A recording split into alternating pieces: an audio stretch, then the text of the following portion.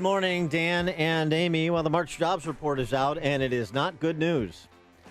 An anemic 98,000 jobs created in March. Replacement number is like rough numbers, 150,000 a month.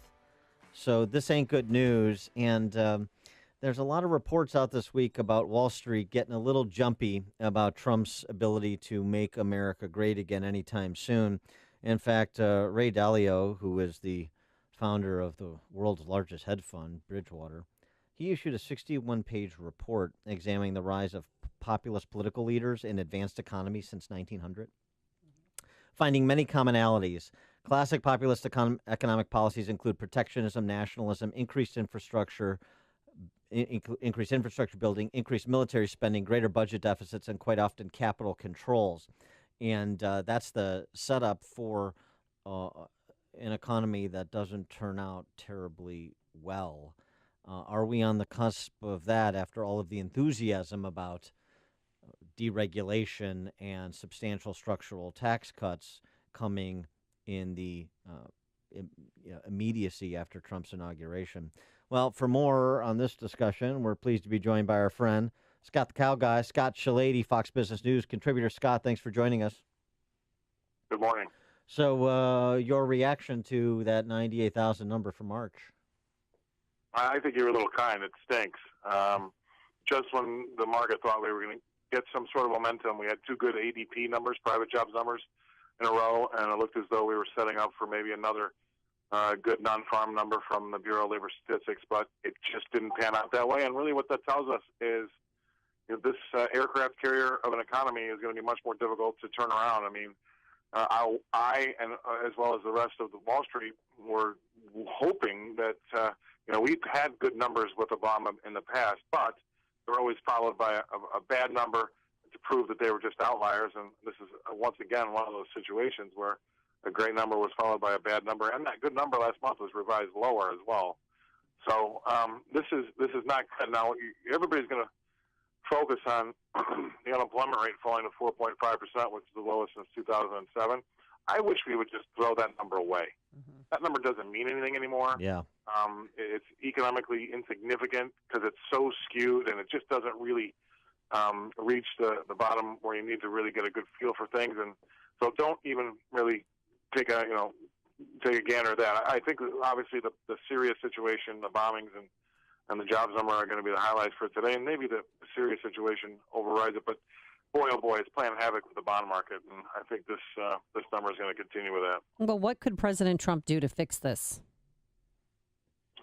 To stop the market from going in this direction? Yeah, right. If I knew, I wouldn't tell anybody. I'd do it myself and retire. Well, he's done a great job with consumer confidence and getting the attitude of the country turned around, but that still doesn't, you can't go buy a beer with attitude, right? You need to show me the money. And the bond market is like the Missouri state, right? It's the show me state of the world. The bonds really trade off the back of what have you done for me lately? They're the true barometer of what's happening out there.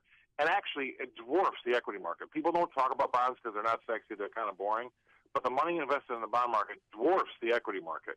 Equities, you can judge them on touchy-feely things. I think this stock is going to do well. Some things go get momentum because it's in vogue. But really, the bond market's been the one that's been telling us there are some worries on the horizon. The bond market has not been acting as happy as the stock market has at all. So this bond market is telling us that Trump better find something. Nobody really knows what he's got to be able to do because putting people back to work and having that unemployment rate, that doesn't mean anything. He's got to put people back to work with quality jobs. But this whole idea is good for optics by keeping jobs in America. But, while it's good for optics, we're still losing jobs overseas and we're still less competitive.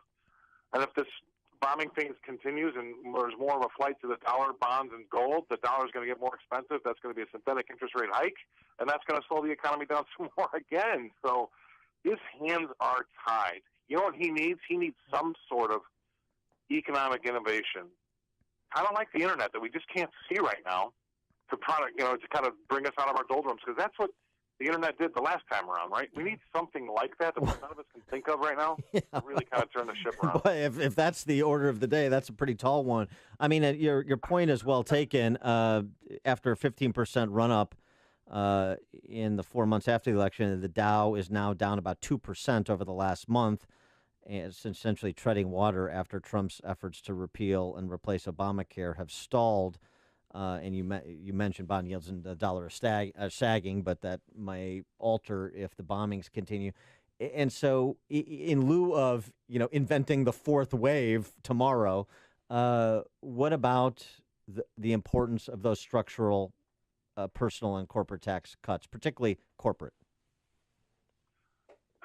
Well, I mean, I know there's so many small businesses that fall into the corporate tax issue, but as far as the net total receipts for taxes, I mean, a lot of the mom and pop, pay a lot of tax. I mean, it's a big piece of the pie.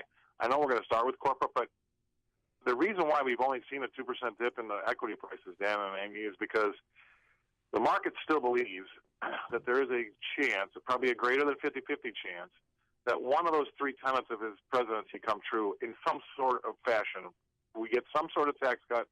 We get some sort of regulation rollback.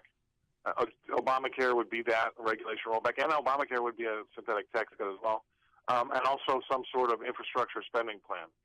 The market still believes that there's a good chance of getting something done in all three of those tenets. And if that's the case, then the bond market probably could be wrong, and then the equity market's right. But if it's not the case, oh boy, the equity market's got a long way to fall if that's the case, and the bonds have been right this whole time. And so far, that's an encouraging bonds sign. Have been right. Bonds have been right. Remember, since we hiked interest rates, bonds have only rallied. That's perverse. All right, I'm turning this over to Amy. I got to call my guy over at Morgan Stanley after that statement. All right. Well, there's a lot of work that needs to be done. That's clear. Nobody's got the answers. That's also clear. All right. So this weekend, Donald Trump is hosting the president of China. They're going to talk about trade deficits. Is there anything he could do to soften or better that relationship when it comes to trade, to benefit us more than China? I think fortunately or unfortunately, he's a straight talker and he puts it out there. And I think that all the negative news, anything that's uncomfortable, has already been tweeted or talked about. Yeah. So maybe the only thing that can come out of this is going to be something good, number one. Number two is, I think that you got to go back to Ronald Reagan, who said that of the four major wars that he witnessed in his lifetime, none of them came about because the U.S. was too strong. Mm-hmm. All right.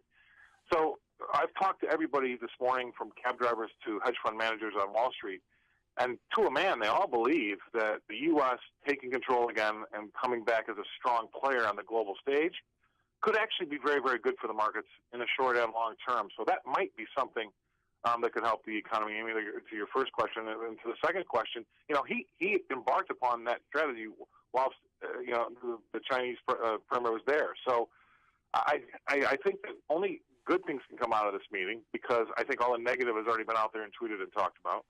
And I think we do have some leverage in that relationship that the rest of the world, or at least the left, doesn't really believe that we do, but we do have some leverage. And I think that it will be a good thing. I mean, there's one good thing that Donald Trump's good at, and I think he's good at getting a lot of people aligned in the same direction that might not all have the same interests, and this could be just one of those. So there could actually be a silver lining on all this, but we still need some time. Okay, all right. I'm going to go back to my posture during the Obama years and start restockpiling ammunition and munitions, I suppose. Doomsday prepper stuff. Scott Shellady, contributor to Fox Business, a market expert. Thanks so much for joining us as usual, Scott. Thanks, appreciate it. Okay, guys, have a good weekend. Thanks. You too, and he joined us on our turnkey.pro answer line.